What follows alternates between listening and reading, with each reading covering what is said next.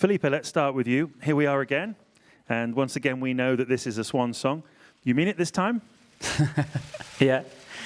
Actually, yeah, it's my second retired race in Brazil. So, but this time is the last one for sure in Formula One.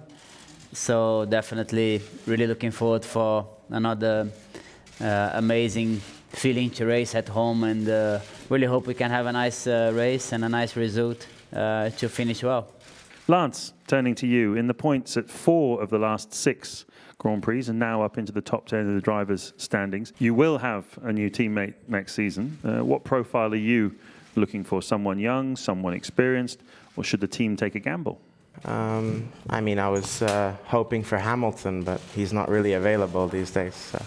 No, I'm just kidding. No, it's completely up to the team. Like I said, my job's to drive my car, and you know, they'll take care of the rest. Okay, thanks for that. Marcus, coming to you. You've outqualified your teammate at the last 3 Grand Prix, but yet to get that breakthrough point. This race worked out pretty well for Sauber last year. So have you targeted this weekend for the result? Yeah, I mean, we always go into a weekend aiming to try and score points, like we've shown the last 2 weekends. If we get everything right on the car side, we can still take the fight with some of the midfield cars. So that's what we need to do again this weekend, and then we see here in Brazil anything can happen with the weather, and it's a fun track to drive both in dry and the wet, and I wouldn't mind a bit of mixed conditions during the weekend, so I think that would spice things up. Question for Felipe. What's your view on the future of Brazilian Formula One racing? I think it's a very important event for São Paulo. It's a very important event for Brazil, Formula One. And, you know, for me it's very difficult to answer, but I really hope Brazil stays for a very long time with Formula One. Felipe, this will be your last GP at Brazil as an F1 driver. What is your best memory here in this track? Definitely the victory here in 2006, it was like a dream come true that I will never forget. It was definitely the most incredible day that I had in my career, winning the home Grand Prix for the first time in 2006. You were very close to being a world champion at one point. You come from a country with great tradition. How do you rate your career? I am very proud of my career. I'm very proud for what I achieved, for what I did. And also, really, the most important thing is that people respect me. I'm really finished with my head up, and I think that's the most important thing. Thank you very much, gentlemen. Good luck in the Brazilian Grand Prix this weekend. And coming up very shortly in part 2, we'll have Brendan Hartley of Toro Rosso, Esteban Ocon from Force India, and Kimi Räikkönen of Ferrari. Brendan, let's start with you. Congratulations, World Endurance Champion, once again for the second time with Porsche. It sounds like you're set for a full season of Formula One next year. Now you know a bit more about it.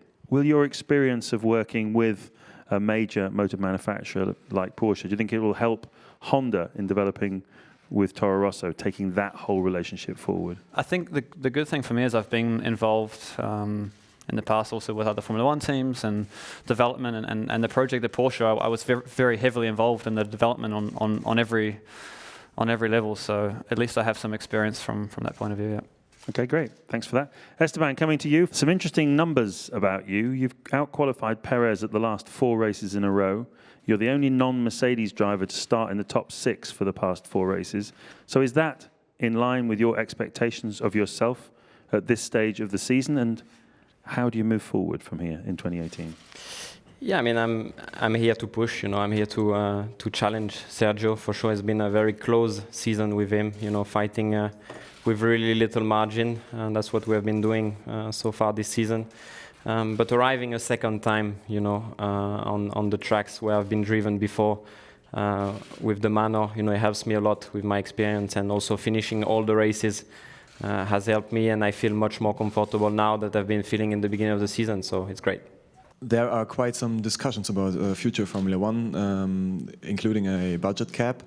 Do you think a small team like Force India, assuming you work like you did this year, could have an actual shot on a title with such a budget cap? I think that's a very good question. But honestly, if everyone had the same budget, I think some people would be surprised what Force India can achieve. at the moment with the budget we have, what we're achieving is amazing. You know, the level of work we are putting is a lot, but at the end, you know, the level is there and the performance is on track. So yeah, it would be nice. Kimi, Felipe Massa is retiring. You were his teammate for quite a while. What can you say about him? How was your relationship? And do you feel like he helped you win your title 10 years ago? He's retiring again.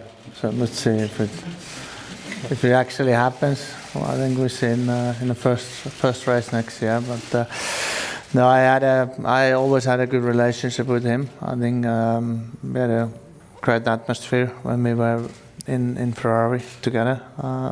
We won two championships for the team as a teammates, and I think it was a great time. Wishing him all the best if he ends up not racing in F1 anymore, and you know, see what brings what comes in his life for the future.